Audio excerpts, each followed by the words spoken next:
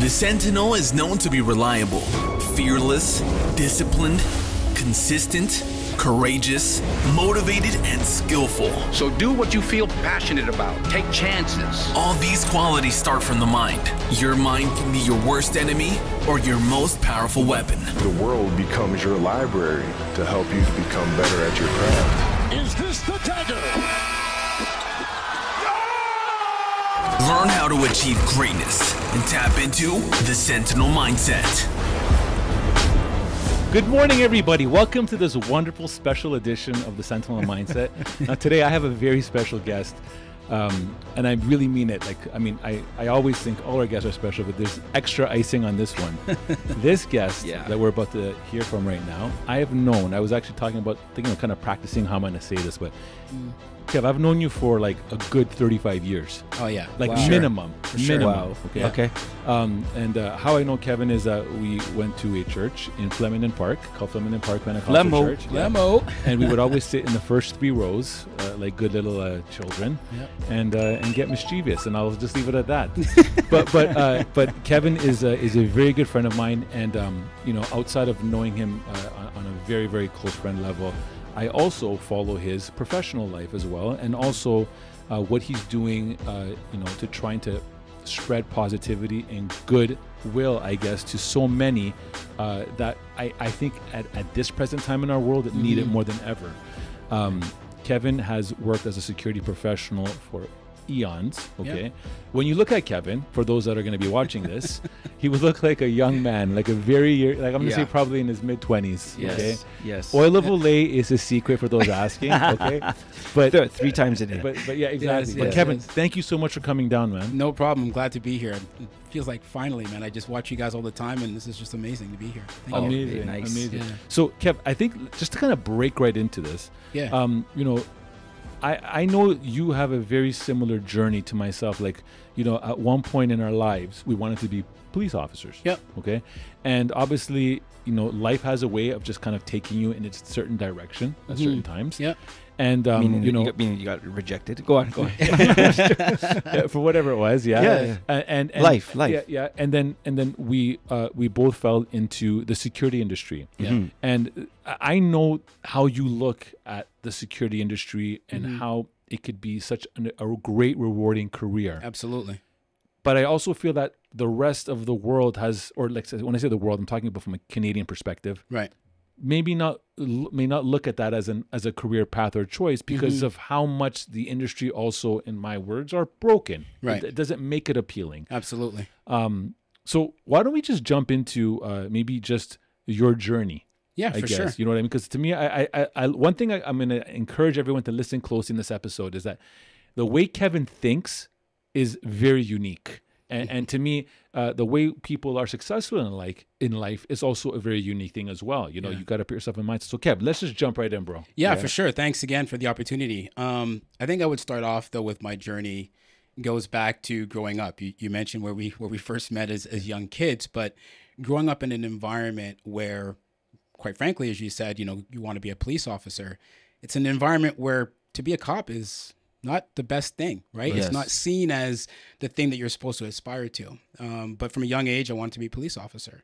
So went to college, graduated, went to law enforcement program, probably dating myself now because they've changed the title of that program now. King City, Seneca. Years ago. Yeah. And so similarly, tried a couple of times to get onto the police force, doing all the testing and just waiting for results, and not getting where I wanted to get. And quite frankly, I was a little bit annoyed. I was ticked off. I was upset. But at that point, you kind of have a decision to make. Do I just keep trying? Do I look at other opportunities? Do I do both at the same time? And so one of the things that happened at that time, I was young, newly married, and wanted to get into the police force. And I started to really think about this. And I don't know if it's accurate anymore, but at one point, I believe police officers had either the highest or second highest, something like that, divorce rate at the time. Yeah. And so when I was upset about not getting onto the police force, I was really thinking about, man, what can I do? I still have a passion for policing. I still want to serve the community. I still love helping people, but what can I do?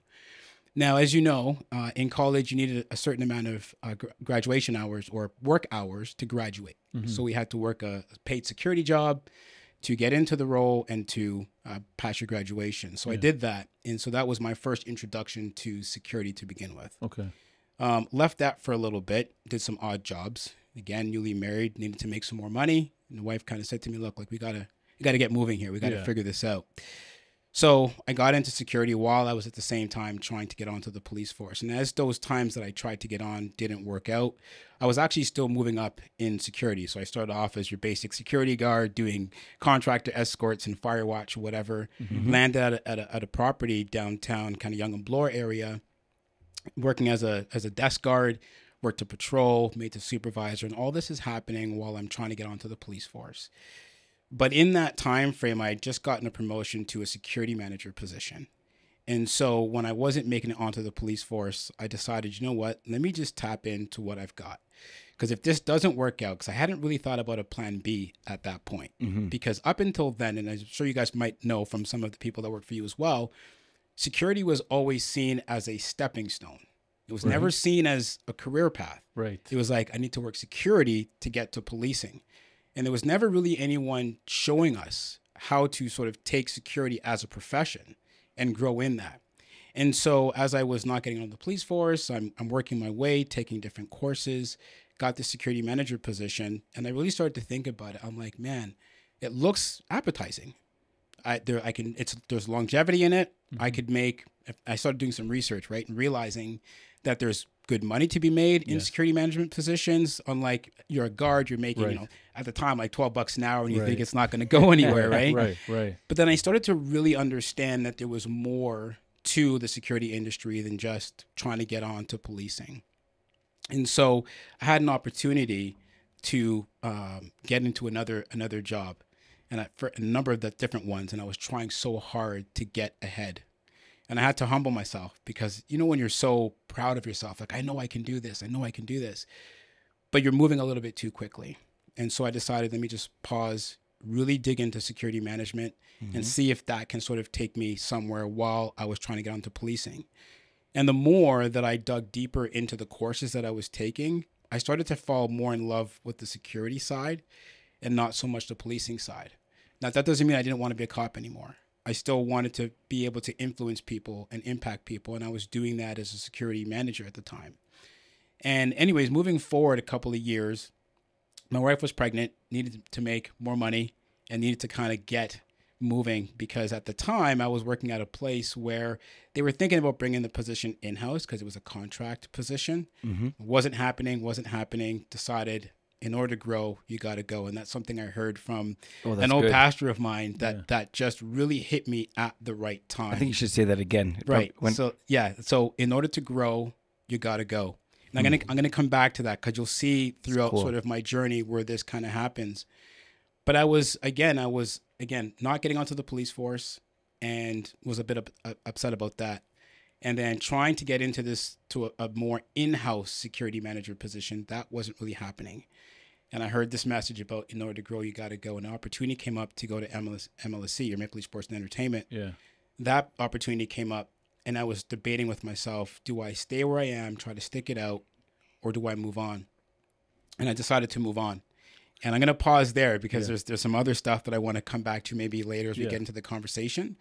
But I definitely started off grassroots, security guard, wanted to be a police officer. That wasn't working out. And in this first couple years of I'm going to say 5 years, 6 years, there was a lot of stuff happening in my head that really shaped to who I am now. And part of that was in order to grow, you got to go. Because I think there's a lot of little nuggets we'll talk about throughout this. But it was just an opportunity for me to move on and advance. And then we're going to come back to that. Okay, I got to ask that question. Yeah. What is it? Because I can hear people scratching their head thinking, come on, Kevin, how could security have been more appealing than law enforcement? So come on. Yeah. So you know what I mean? And give an idea if you've ever shared it before. Yeah. So let me make it clear. It's not that security was more appealing than security, but it was always ingrained in me anyways that security role was just a stepping stone. And the word just is a big one. I see. Yeah. Right? It's just a stepping stone. Because you can't really get fulfillment. You're not going to carry a gun. You're not going to have the vest. You're not going to be doing high-speed chases. It's not going to be the same. But I really started to think about what was my why? Why did I want to be a police officer? That's important. I wanted to impact people. I wanted to serve my community. I wanted to help people. And so in the roles that I was in security, whether I was a desk guard or on patrol or as a supervisor, we were still interacting with the public. We were still, unfortunately, sometimes having to make arrests. You were dealing with people that were less fortunate. You were having to help them, give first aid, all these different things. But that I loved. I loved just helping people. And I realized that as I was growing in my career in that way, being a supervisor and then as a manager and recruiting people underneath me to work at my sites, having to train them and show them how rewarding that job could be. So I started to change my mindset. To answer your question, I started to change my mindset from that it's just a stepping stone to this. There's something more. And I started to meet people who were in higher positions, in security management, directors, CSOs, all that kind of stuff. And I started to realize, man, there's more out there. Because what I found was the security companies I had worked for never really told me that. It was more about getting you into a shift to sort of fill a shift. Yeah, I mean, it was kind of constant. Your question off the top was really cool because you basically, even the way you phrased it to Kevin is, tell us about this rare journey. Yeah. Because what he said, but basically what you were saying is that you've made a career in the security industry. Absolutely. Most people don't get a chance to do that. Right. Or don't even think it's possible. You found a way, and you're basically saying that you came across other people that were making careers, making change happen, satisfying those whys of serving people and making a difference. I think is what's cool what you said. Maybe like, do you think that is there a lack of access? I mean, if security companies only give access to like what's your availability and what shift can you work, and they don't think training and development and all the different areas that you can grow, then there is an apparent ceiling. Right. I think one of the things that I realized, and no disrespect to any security company that is out there, but at its basic point, their obligation is to fill shifts at a particular client site. Yes. Right. That's the ultimate goal for them. And there are a lot of companies that do training and give extras. What I found for myself was that unless I was the one digging in, the availability of the information wasn't so forthcoming. Yes. And so it put me into a position where I needed to really go searching that out myself. Yeah, you had to seek it out. Yeah, you had to seek it out. And so you started to find some mentors, right? People that, you could look up to, people that were open and willing to share that information with you. So I really feel that the security companies that were out there at the time were more focused on really just making sure that our shifts were covered. Right. The extras were there, but they weren't as prevalent as they are now to some degree. But coming up early, I had to really be the one to go out there and really try to understand what was out there and how I could get there. Yeah. What was your mindset when you were doing that? Was it just kind of like, what? Because you had said that maybe there was a time you wallowed and were a little frustrated that you weren't getting onto a police agency. We were told it's called police agency now, not police force. They've dropped the word. They've shed the word force. Or police service. Or services. Yes, absolutely. So, coming out of that, and I say just because we know a lot of our audience is in that same position too. Right. Not everyone makes it on. Right. I think it comes down to is like I'm a person who refuses to hear no. Yeah. Right. If something's not going to work this particular way, I got to find another way to make it work. It's pivoting. It's like any business, right? If a business is trying to move a certain direction, they hit a couple of stone walls. They might try to reassess how they're doing it, and then they pivot, and then they keep moving, and then you pivot and you keep moving. And so for me, it was really just learning to dig in and go, okay, if this is not working, I can't just sit here and go, woe is me. Everyone's against me. It's everybody else's fault. And that's kind of some of the stuff that transfers into my YouTube channel is like, you've got to be the person that says, you know what, if it's not going to work this way, how can I make it work? Oh, that's good. Really so good. That was my mindset, was really just more about, I'm not just going to take no and just decide that this is my fate. And I think a lot of people do that too much and then start pointing the finger at everybody else saying, well, you're the reason why I'm not going somewhere. 100%. And I'm like, no. I'm the reason why I'm not going somewhere else. I stopped looking at other people. So one of the things that I think also would be good to kind of touch upon. So I did a talk at Centennial College a couple of weeks ago, and shout out to Centennial. The professor there wanted me to also touch upon is having a plan B. Okay. Yeah. So most people that are going to be going to police college are going to go through a system for 2 years, and the success rate for people going to police foundations courses to get into actual policing is less than 5%. Okay, so I want everyone listening right now, if you're in college right now and you're doing great, I'm not trying to deflate your balloon right now, but I'm going to deflate your balloon. Right. 5% are going through, okay? Which is why it's important right now to also kind of, and I want to bring you into this conversation, Kev, is having a good plan B, okay? So when you, and myself as well, like I can tell you this, for myself, when I did not get onto the police service, I was fortunate enough to get into an opportunity with the city, right? Okay? It was not a predefined plan B, okay? It was fortunate enough that I was hungry, I was looking, but I didn't have that. I think it's also important for people now that do have a very clear goal of saying, I want to get into police, that they also have a plan B put in place as well. And I think this episode can be great is because it doesn't necessarily mean, you can get rewarding, career development also in the security sector. You just got to go to the right place. Right, absolutely. And find the right opportunity. And that's the key. Right. Absolutely. You know what? Like one of the things, I'll give you a quick story here, is even in my time coming up and managing different people at different sites, I've hired people that even immigrated to the country from other places, and who had degrees and certifications in something completely unrelated to security. But they came to Canada, they got into security, and they started to kind of fall in love, or they really liked working as security. But they've always had this internal passion to sort of get back to what they were doing back home, wherever that was. And so I found a way to really start to tell people, like, I'll give you one quick example. We had a guy that I hired, and he was from Sri Lanka, and he had a project management background, but he found himself working here in the city. And one day we're talking, I was just really get to know him, like, where are you from? What's your background? That's how I found out he had this project management background. And he said, but I really love security, but I'm really frustrated that I can't get anything that's sort of project management. And at the time, I was managing a facility downtown, and we were just about to do an access control system upgrade at the property. And I said to him, well, you really like security, right? He says, yeah. I said, well, you have a project management background. He says, yeah. And I said, have you ever thought about tying the two together? And he kind of looked at me like deer in headlights. Yeah. And he's like, what are you talking about? And I'm like, well, you're obviously good with systems. You have the ability to manage projects. There's other jobs out there that are still within the realm of security, but can tie together with your experiences from the past. Yeah. And a lot of times, I think that's where the disconnect happens, is because those types of things, they're not readily kind of spoken about. You kind of just have to fumble around and figure it out, or talk to the right person one day. And that's where I think we need to sort of really draw people back together, is that not everything has to be about wanting to get into policing.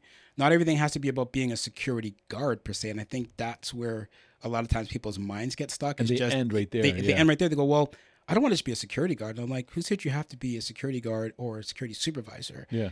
There are other things that you can get out there. So making the opportunities available for people to know that they can bridge other things, other passions of theirs with security, and blend the two together is very rewarding as well. Yeah. No, that's strong, man. That's strong. Let me ask you this, Kev. Just because people are right now, I mean, the last 2.5 years, COVID's obviously come in and it still remains. Okay. Yeah.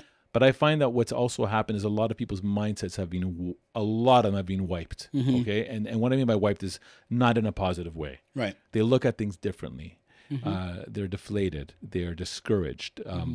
And you've also, I know, for quite some time right now, and I'm not sure if it was birthed before COVID or in the middle of COVID, but you have a YouTube channel that you put a lot of focus on mindset, on positivity, on looking at things in a better way. How did that start? So I think that mindset has kind of always been there over time. But in my current role, in my professional life, I'm in emergency management. And during COVID, fortunately and unfortunately, one of my main jobs was to really keep on top of what was happening with COVID and all the different restrictions that were coming out from the city and the province. And even myself, I found myself getting really bogged down and almost, I don't want to use the word depressed, but it was just a big weight, because everything was just very, very, very negative. And then you started to see a little bit about job layoffs and just the confusion that was around vaccination and all these different things. And one thing I've always been really good at is learning to ask why. and digging deeper and doing your own research. And what I found was I would see on like Facebook and Instagram and stuff like that, people would be having these really silly arguments with each other about being on one side or the other. And so I figured, you know what? I have a voice. I have a platform. I love to talk to people. Why don't I try to be somewhat of a voice of reason or a voice of positivity? And so I really just birthed it out of that, was just seeing more so how many people were just arguing back and forth about really silly things. Mm-hmm. Right. And I felt like, you know what? We're all in this together. We're all kind of getting hit. And you realize very quickly that everything that you thought you controlled in your life, in certain ways you don't. Right? Because one day you're going and coming as you please, and the next day you can't. Yes. Yeah. And so you're at home watching Cobra Kai. Right. Right? Come on. Oh, Yeah. it's a loaded laugh, guys. I know what you guys did. Yeah. Oh my goodness. You know, so I really just decided to, while we can't go anywhere, when we can't really do much, why don't I just try to be that voice of positivity? And that's what really kind of birthed it for me. Mm-hmm. And so a lot of the little videos I did kind of came from things I was watching kind of happening in the media or just even among friends. I was seeing friends who were friends, longtime friends, now getting into quarrels and like, I hate you. And it's just all this stuff because one person has a view over the other. And I'm like, let me just try to be someone that's in the middle, that presents a distraction almost from all the negativity that was going on. So I felt that it was probably just the right time to start that at that time. No, it's good, man. And to me, like, I wouldn't say a distraction. I'd call it a shining light. There you go. In I the like darkness. that. I like that. No, it's good. I like that. I mean, Kip, but the thing is, look, a lot of the stuff that you're putting out is to help people just get into a better frame of mind. Right. For yourself, what do you do to stay on the track? Right. And I mean, like every day, we're going through, different, I guess, experiences in life, right? In fact, I was listening to, I went to New York last week and I watched Beetlejuice, the production, okay? It was the Broadway show. Okay. Yeah. Are you kidding me? Yeah, it was really good. Yeah. But it was... Beetlejuice is Broadway? Yeah, he does Broadway. Yeah. Wow. So I'm trying to picture it. yeah. So when he went on, and it was funny because he was talking to the crowd, but he mentioned, oh, like, you know me, I'm dead. I love being dead because looking at you guys in your life, you guys are up and down like emotional roller coasters. 1 minute you're happy, 1 minute you're scared, 1 minute you're fearful, 1 minute you're sad. And I actually, in Beetlejuice, it made me start to reflect and think like, life literally is that every day. Yeah. Meaning as in like you can allow yourself to be happy and sad and angry and frustrated and whatever you want to be. Like you go through these emotions every day. Right. Okay. And I think the ones that we want to be more tuned into are the ones that give us overall, positivity, peace of mind, and better life. Yeah. For yourself, getting up every day, doing what you're doing, whatever that may be, especially in line with all this positivity that you push out, what do you do to stay on the track on days where you could be discouraged? You know what? I think throughout the pandemic, one of the things I really took in was I started reading a lot more. Okay. The lost art. It's a lost art. And not scrolling, not skimming, right? Reading. And speaking on scrolling, that was one of the things I started to implement. I would watch a lot of like kind of self-help videos and self-care and all that kind of stuff, but really trying to figure out how do I be more, how would I say that? I just want to be more alive, if you will. It kind of seems like a funny way of saying it. Yeah. But I started to change little things that actually I think made an impact for me. So as an example, you're talking about scrolling. One of the habits you're very used to, you get up in the morning, you quickly reach for your phone, and then before you know it, you're scrolling, and you spent an extra 20 minutes in bed just scrolling. Yeah. At what? You're just scrolling it mindlessly, right? Yeah. And then you started to doing a YouTube channel, you start to understand like algorithms and all these different things, and how the more you watch certain things, the more that platform kind of feeds you that information, and you start to realize that, man, I'm spending a lot of time just wasting time. Yeah. And so I started to make small little changes, and this is what's really started to help me, was getting up. And I have this thing where usually first thing in the morning, I try to spend an hour without touching my phone. Wow. Saving except for the alarm clock. Yeah.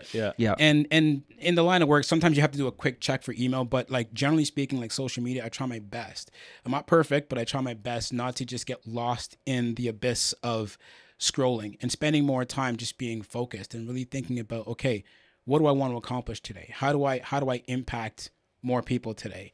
So really starting to read was a big thing, and reading books that were like the 5 a.m. Club and a bunch of other ones that really just show you about how to get up and how to change that mindset. That was, to me, especially when I was going through the pandemic like everybody else and really feeling depressed at certain points, I'm like, that's not a place that I want to be at. Right. It's pretty amazing. You sought out material that would challenge your thinking. Yeah, absolutely. Right? Absolutely. Yeah. And I really, as I said, when I see people bickering and arguing back and forth, I'm like, okay, well, some people make good points with arguments they're making, but what are the facts?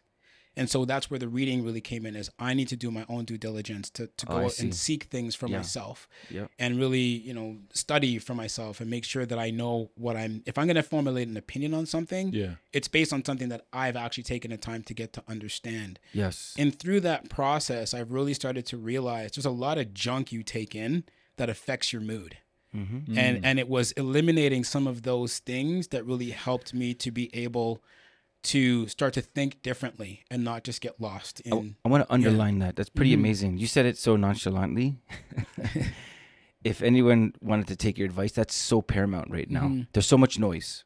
There's so many things that are going to get your attention. Absolutely. Separate yourself. Do some thinking. Right. Challenge it. Yeah. But embrace that, you know what, I need to have understanding. Right. Because there's to understand within the noise what's going on. Yeah. Man, through the pandemic, think of all the stuff, George Floyd, there was there was so many things that kind of shook up society, and people kind of had time to pay attention to it more than ever. Right. I think we're kind of still people are suffering from it right now. Yeah. We're so in tune with maybe media's radar. And isn't it kind of crazy? I mean, it was the other day, Kyrie got traded from the Nets. Right. And it was through a fake account. Did you hear this? Yeah. Okay, but it's caused this whole wave, and people who never got fooled. Right. Okay, because it was through a really credible source, or so it seemed. Yeah. Right. Yeah. So I think. Elon and your shenanigans. $8. $8. Yeah. Okay, but I say what you said though is amazing, because if there's another side to the coin, other people on the table, no matter who you are, if you are high-level police trying to solve the problems on the street, if you are whatever it is, you need to have understanding. One of the fundamental things I think is a problem for us right now is a lot of people get their information in 60-second sound bites. Yeah, it's true. That's the bottom line, right? Yes. And there isn't the patience to think for yourself and to sort of dig deeper. Or more context or substance. More context. Yeah. And so, are you saying Cole's Notes to understand Shakespeare in high school? We're past that now. It's Cole's Notes you have to read still, right? True. I know you know about that, right? Constantine's turning red, guys. Many bucks. Yeah, it just there's a massive amount of information out there, but information isn't always factual. It's just information. It's just noise. And so I think you really have to start to separate yourself. And this is even where it comes back down to the security side for a second, is and moving up in your career and trying to find how do you get to that next step, is there's going to be a lot of noise out there. And if you're just following everything that you hear, you're going to always seem to be lost, because there's always something to gravitate to. But I think you really need to sort of dig in, get focused, and go, okay, what is it that I need to learn? I don't need to hear everything. I don't need to be on top. What is that? What is that term FOMO, fear of missing out? Yes. Right? Which is a very real thing. Very real. And some people are so focused on being involved in everything that they're actually a part of nothing, I find. Oh, you know what I mean? So I just rewound the tape. Can you say that again? Yeah. I find people are so involved in everything that they're a part of nothing. Yeah. Pretty much. Yeah. They're just so involved in everything, and they get lost in the shuffle. And I think you really have to just focus yourself on what is important to me, what is going to help me get to that next level, what's going to give me peace of mind.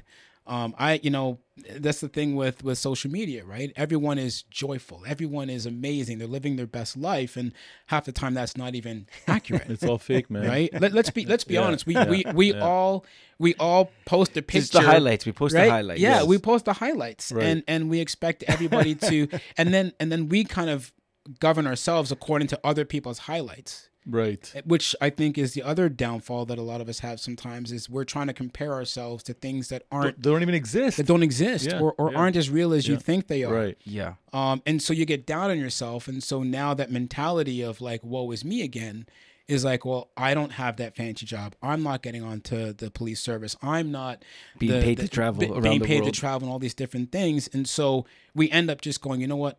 Forget it. It's not worth pursuing because, you know, I'm not going to make it because I'm not that person. Right. I'm going to throw something out there. My dad's a respected academic. Okay. And I remember we were talking about jobs, and I'll never forget this. He could kind of say what he's done in any kind of social circle, and people would be like, oh, wow, you went to school there. You went, okay. And I remember once when we were just talking, and he's like, because every person matters to a society, right? Yeah. Some have high education, some have high net worth. Yeah. He goes, some have high risk tolerance to bad smells. That's why they can be a garbage man. Right. Yeah. And I'll never forget that he said that. And he's like, someone has to do that. If everyone was going for like the flashy things in society, then who's going to get the garbage? Yeah. Right? So he always said it's not what you do, it's how. Okay. Good, you know, it's funny you say that, because one of the things that I always say to a lot of people is like, I don't care what job you have, be the best person at that job. That's so good. Yeah. That's so good. And you know, we all joke, oh, you want to work at McDonald's, but I don't care if you work at McDonald's. Be the best burger flipper there is. Okay, let's pause on this. That's amazing. Look, I want to concentrate on this. So, okay, like obviously with our security operations, we have a lot of people coming in here. Yeah. And a lot of them are looking at us as a stepping stone, which that's cool. Right. Because they want to get into policing. Yeah. And we tell these guys and girls, make sure you come in and you absolutely destroy and kill I'm saying that's whoa, these kill your opportunity. Make sure you master this, right? Because this is small, okay? Right.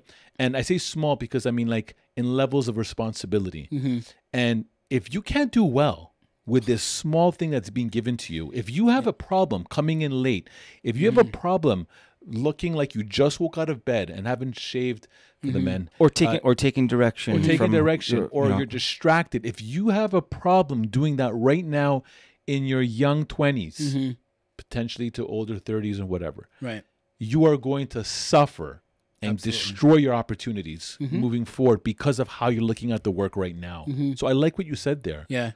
Give it your all right now in everything that you do. I think that's why I've largely been successful, because no matter what role I'm in, I recognize this is my place right now. Yeah, it's so good. And I'm going to be the best person at this as I can right now. So Kev, when you were doing the front desk stuff, working for those establishments back in the day, if your mindset was this is just a job making XYZ dollars, and you said, screw this. I mean, I'm just getting paid. I just need to get this, like get my next move. Yep. Do you think you would have been able to successfully move up? Absolutely not. And do you think people would have noticed that? Meaning, as in, if you did not do what you did and you just did that and just let go, do you think other people would have noticed that hey, this guy's just like everyone else? Like, or I think the way here's the thing. I think a lot of people that I've seen over the years, they work and they expect people, their bosses, to know that they're amazing at their job, right? And you're just supposed to give me the promotion because I know I'm good. Acknowledge, but you acknowledge greatness. But you actually, but what have you done to demonstrate? Like, to me, I forget how it's worded, but there was someone that said to me one time, it's like, you need to be seen as the position you want to be. Ooh, right. Yeah. So I go back to being the guard at the desk. I wanted to be the guy on patrol. Right. I had to demonstrate that the basic functions of the job I was in at that time, I understood, and I was ready for the next position. I can't just keep telling my supervisors I'm ready, and they're like, but you haven't demonstrated that. Right. Yeah. And so even getting into management, it's like, here's a quick story. So when I was at Young and Bloor, this is where I was working, and I mentioned that I was a security manager at one point. I kind of worked my way up. And so I was in uniform, and the position that I was trying to get that was in-house would have been sort of, suit and tie kind of thing. Yeah. And I remember having a conversation with a gentleman that worked at the same building, and I was filling in an interim kind of role. And I was confused. Should I be in my uniform or should I kind of wear the suit and tie like the last guy was wearing? And he looked at me and he said, "Do you want the job or not?" Ooh. And what he was saying was, if you want that job, then dress the part. Right. Yes. Dress the part now when you're not that part. Before. Right. Yeah. So that people can see you in that role. True. Right. And I think that's where that kind of birthed in me as well, is if I want to get to that next level, I need people to be able to say, you know what? I can see that guy or girl in that role. You know what's so good about what you're saying that? Yeah. We're visual creatures. Absolutely. I mean, you even hear people say, I'll do much better in a visual style testing than I will in a written, because you can see it, right? I find a lot of people, especially like, I mean, I joke about this with my wife all the time. It's like, you know, an open space. Oh man, we can do so much with this. I don't really see it right now because you almost want to see the furniture in its place. I say that to you because when you visualize, that's a very powerful tool as well. And you hear a lot of like, mindset gurus and all that say, if you want to be a millionaire, you need to visualize how you're going to get there and stay in that visualization. Right. So I think for yourself to say that, you know, how do you want to get this job or not? It's almost like put yourself in that visualization, because other people are going to look at you and be like, whoa, I had no idea that, you know, you look like this and you're just wearing a suit. Yeah. Too many people just want to be handed things. And I've seen that many, many times over the years. And anyone that I've ever had an opportunity to work with or have worked for me or whatever, I've always said that it's like, demonstrate what you can be now so that people can see you in that. And, how long, Kev? Like 2 weeks? You think maybe 2 weeks, 3 weeks, I can be ready if I do something?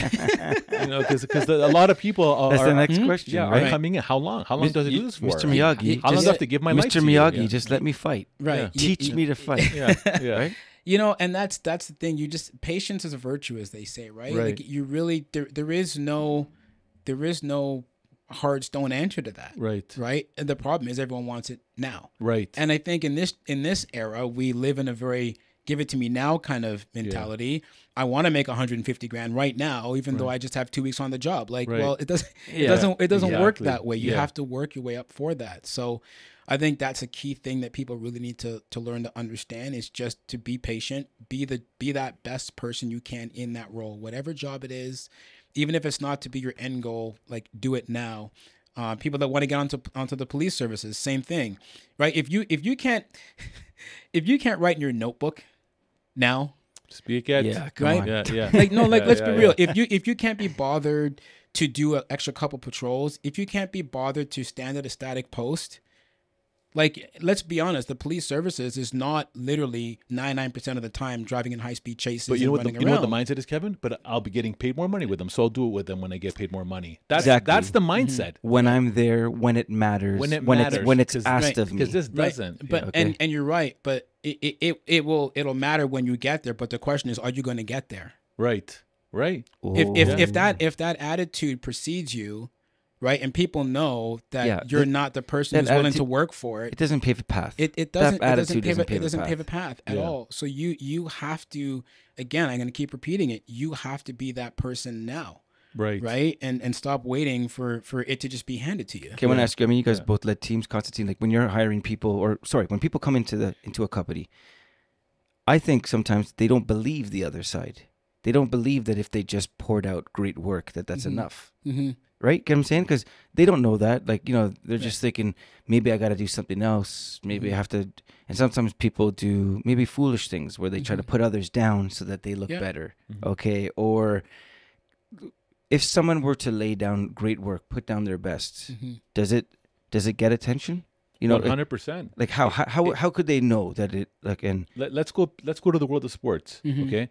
I mean, it's an easy example in the world of sports, because if you're going to put on the Raptors game let's just say Fred VanVleet comes out and he's missing all his threes, right? Consistently, game after game after game, you can be like, what is this guy doing? Yeah. Right? You come in and you perform. People recognize. People can say LeBron James is arguably, Michael Jordan is, but arguably the best player in the world, right? Because of his work ethic. The same with Kobe and all that. But it's not just words, because you can see what they're doing, right? So to myself, the way I would say is that if somebody puts good work down, you can notice that. Yes. Right. You can also notice. And can they trust that people will take notice of it? I 100% think so. Yeah. And I think, and Mike, the thing is, I don't think they even should be thinking that. They should just be going in there saying, I'm going to do good work, whether it gets noticed or not. No, but again, but we come from a perspective knowing how it plays out. Yes. If they're just coming into young 20s, I'm going into a workforce, I'm on a team, they're not too sure how it can ever pay dividends for them. Get it? Right. Yeah. Right? So, like, I mean, one way is just, I can say to it, everyone will notice. Right. Right? If you have the best attitude and you start to work, you're totally right. That should just be their sole focus. Right. But also have have faith and also know that people will take notice to it. Right. And they will. They'll be vocal about it. They'll be like, hey, this guy, man, he's always on time, or he takes direction incredibly well, or he plans his work. Yeah. Sometimes I find that people, when they come into the workforce or into your particular location, they might also be seeing promotion just within your organization. And they're not really thinking about the fact that there could be promotion opportunities with another organization. Yeah. Yes. And so, one thing that I love to say to people is that no matter who you work for, in the security industry, we can talk about competitors, right? Because there's other companies, other businesses that are vying for the same person, but it's still a very tight community. Yes. And you know what? If I see you come in and work at my organization, and you come in and you put in your best effort every single time, and there's just not an opportunity for you in this organization, I might know a guy or girl at another company that I could say, you know what, when they come and touch base with me and say, hey, Kev, do you happen to know anyone? I'm like, I got the right person for you. Right. So if they're only thinking about, well, I want to just do what I need to do to be raised up in this company, and then they realize that, well, it doesn't seem like anyone gets promoted around here, so I'm just going to have this lackadaisical attitude. Well, but again, there's still other people, other companies, other positions out there that you could get moved into to help you. But again, it all starts with, you don't know who's watching, right? So you have to just work like nobody's watching, but do your best, right? Do your best. Absolutely. Yeah. We've had people over the years that in their minds, they thought they had everything that they needed to become a good leader or supervisor. Yes. Right. And we're like, no, you're not ready yet. Because there's certain things that you're doing. And essentially what ended up happening is, over the course of their employment with us, when they got to that place where they were ready, they found another opportunity then to exercise it, right? Now, I've heard some feedback in the past from people that might be like, well, yeah, I never really got an opportunity to do that with Sentinel. Well, you know what? Maybe you didn't because you weren't ready at that time, but you are right now, and you got your opportunity elsewhere. Yeah. And to me, I think it's important that nothing, as you said, can just come overnight. When people say they want to get into leadership, and maybe Kev, we can kind of focus a little bit on this as well, because you are in leadership. People equate leadership. Now, you hear leadership rants or topics more than ever before right now. And you'll hear people say things like, everyone should aspire to get into leadership. Everyone should have a leadership mindset, because really what the true essence of leadership is, you're someone that serves others and helps them build up to be the best what they can do so they can do their jobs properly. That is what leadership is, ladies and gentlemen. It's not, Bill, you go take the staircase, you take the front, or you're late. Do you understand how this is unacceptable? Like, that's not leadership, guys. Right. And I think that's what maybe they've been watching too many military movies where, they're like stand down and all this kind of stuff. I have no idea, but maybe you want to just focus a little bit on that as well. I agree with you 110,000%. I think your role as a leader, as a manager, or whatever your title is, as someone in leadership, I feel like your number one job is to help people get to their next level of greatness. That is my honest, true belief. Again, I love stories, so I'm going to share a story with you. A number of years ago, I was headhunted to go work at a shopping center out in Etobicoke. And during the interview process with the people that were interviewing me, I was asked a question, and they asked me what was my greatest accomplishment so far in my career at that time. And immediately it came to me. And I was like, perfect, got the right answer for you. Yeah, it's awesome. And I said, when I had taken the job that I was in, and they were trying to recruit me away from, when I came into that role, there was someone that I ended up working with that had wanted that position, but I was the one who got it. And when I first met them, my first question to them was, why are you here? And they're like, well, I want to be security manager. And I said, okay, so then my job, my role is to give you all of the tools that you need to get ready for this position. It's up to you to actually take it and use it, because I can't make you do it. What does it say? You can lead a horse to water, but you can't make it drink, right? So my job is to put all of the opportunities in front of you to help you develop. And if you do, then you can become who you want to become. And then within 2 years, that individual ended up becoming my counterpart. So like my coworker at my level. Yeah. And so I said to them, like, that was my biggest sense of accomplishment, was being able to lead someone to their next level of greatness. And they both sat there looking at me like, man, we didn't expect that kind of an answer. Because they think, you're doing projects and all kinds of other stuff and arrests and all these other things. Right. And I'm like, as a leader, your job is to develop other people. So I agree with you 100%. I think that when people come in and think about, you know, as the supervisor or as the manager or director, my role is to basically discipline people and make sure that they're on time. I mean, that's a part of the job to some degree, but your primary function, as far as I'm concerned, is to develop people 100%. Right.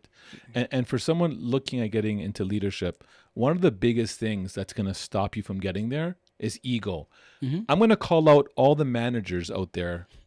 Doesn't have to be in the security industry, but out there that think they do a good job when they are not helping and developing people, developing people that are doing it just to like be like authoritative. You're not a leader. I encourage you, you need to find out what it truly means to do that, because there's a lot of people that leave their jobs because of very poor leadership. Absolutely. Right? And to me, I think it's important that people really understand what it really means.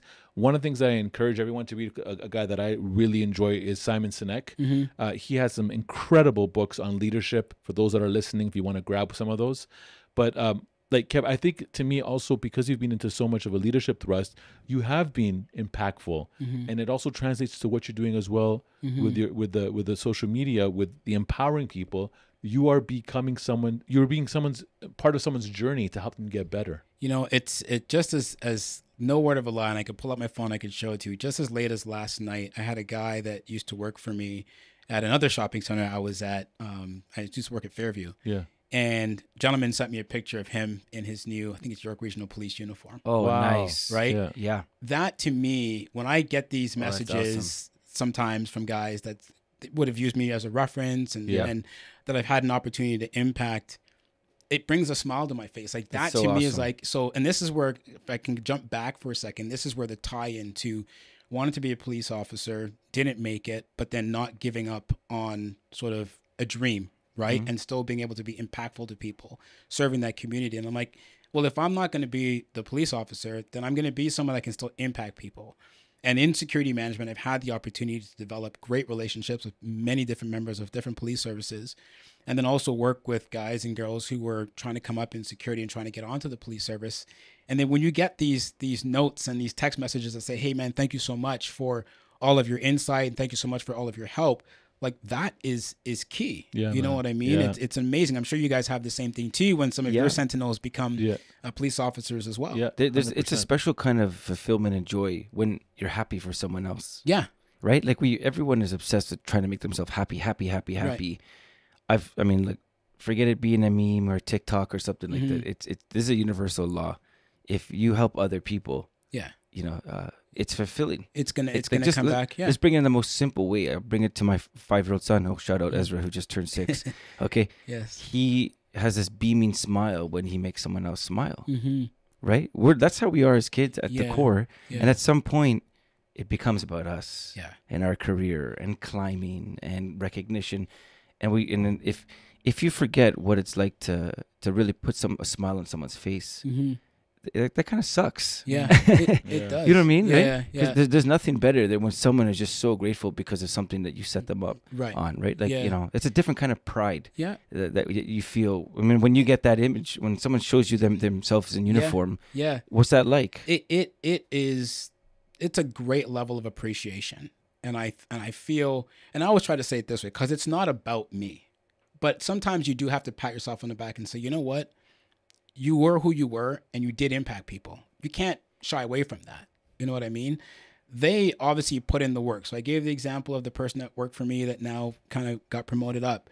Like, you had an impact on that. Yes. And to think that you've helped somebody else achieve their dream by just being an inspiration, or just by being someone that's given them an opportunity, or that friendly word of encouragement, and sometimes that hard discipline. Yes. Right. To say, you know what, dude, stop fooling around. Some real guidance. Right? You need to take this seriously. If you're telling me that you want to get to this level, then my job is to help you, give you the right things. It's like parenting, right? Like, you can't just give your kids everything you want all of the time. Sometimes they have to hear no. And it's going to hurt them a little bit at that time, but it's for a greater purpose. You're not doing it to like beat them up and seriously injure them. Right. Yeah. You're doing it to instill discipline and then instill sort of determination in them. Yeah. And so when you have that opportunity where someone kind of reaches back out and says, man, thank you, I just want to show you it's a great feeling, and I don't even know how to put it into words, but it's definitely something that's very, very rewarding. Yeah. Well, look, Kev, thank you so much for like sharing this today. Like for those listening, so much nuggets are in this episode. Yeah. You're looking at coming into the industry. You're looking at coming and taking it to the next level. You're getting discouraged. How do you get back on? What does your mindset need to be? How do you need to look at things? This is the episode that's going to open all these things up. And Kev, I think it's, again, what you're doing is a big service, man. Anyone that's being able to put out things to help others, in my mind, is like you're doing a big plus for us. How does somebody find Kevin and hear the good content that you put out? Yeah, I mean, definitely first things first, from a professional side, if you want to look me up on LinkedIn, just Kevin Joseph, and maybe you can put it in the description or something. Yeah, below, for sure. right? Yeah, it will be. On Instagram, I go by Intellect, INTELEKT. It's a whole other story. We don't got time for that right now. Yeah. It's a funky spelling, but but there's a purpose behind that. Okay. Yeah. So you can find me. You can find me there. So I would just say usually either through, and then on my YouTube actually is just my name, Kevin Joseph. Okay. Perfect. It's not to be confused with another. There's another Kevin Joseph out there that does some other weird random stuff. But an imposter. It's I don't know if it's an imposter, but no, it definitely we'll take something different. Take him down. But you can again maybe put a link to it in the description of the video or something like that. Okay, I'll just say this out there because you did throw the word intellect. Yeah. So a lot of stuff that I know growing up with Kevin is also a performer. Yeah. And he did a lot of raps that were very positive focused. Yeah. So maybe we can do a freestyle right now. Oh, no. Come on, I never heard you rap. No. Oh, man. Do you have something, some bars? Come on, man. We try to change it up. Man, be authentically you. Chief Stephen Tanner would say, be you. I haven't, you're putting me on the spot, man. I haven't rapped in like so long, and I feel like the old guy now. This is the perfect time. I mean, you're in the amongst peers right now. Good friend. Something. We'll give a little beatbox. Constantine can give you some drums. Listen, I'll give a little melody. Listen, I did throw him on the spot right now. But maybe Kevin can do is do the new Sentinel Mindset rap intro for next year. Maybe we should work that out. Yeah, we should work that. I'll do something. Yeah. I'll do something nice, man. You put me on the spot like that. I know. I put myself on the spot. Okay. But I heard you used to rap too. You throwing it right back. Yeah. Okay. Yeah. It's actually more like dancehall reggae. But anyways. Oh yeah. Look, Kevin, thank you so much for coming down, bro. I really appreciate what you're saying. I think a lot of people are going to find immense value here, and it's actually, Kevin, it even inspires me, bro. What you're doing, I think it's amazing. Thank you. All we're trying to do is make it a better place, and more of an exposure is like, hey, listen, this industry can really fit someone that can have and make it better. Like have someone to come in and make the industry even better. And for those that are listening, that maybe say maybe policing is maybe not for me. Maybe I do want to dive into private security. Come and start exploring, but also research what you're going to walk into and plan your steps. Because if you're going to get to that top, you got to put that plan how you're going to get there. Right. And there's something I'll end on this too, because as you talk about that, there's something that I am kind of working on discreetly here as well. But I think would be a good tie into that, because we talked very briefly on the fact that there is that middle gap, right? You've got sort of the workers, and then you've got like these managers, directors, and then there's a bit of a void in the middle. Right. And I'm trying to work on something that will help to fill that void, or at least give some guidance to people as to how to navigate that middle spot. So if they are, there's definitely a role for that. I'd say that's like the big brother role. Yeah. You know, mom and dad say something. Yeah. Kids don't really understand, and then someone in the middle who kind of bridges it and say like, this is what daddy meant. Yeah, that's right. Perfect. Yeah, exactly. Yeah. Look, Kevin just secured chapter 2 of this podcast with there you go. Which will open up with a little freestyle section. Yeah. Next time we'll do that. We'll do that. Yeah. Kevin Joseph, ladies and gentlemen, thank you very much. Have a fantastic day. Thank you very much. Take care. This podcast is brought to you by Executive Protection Lifestyle Canada. Make sure to drop by next week and don't forget to subscribe.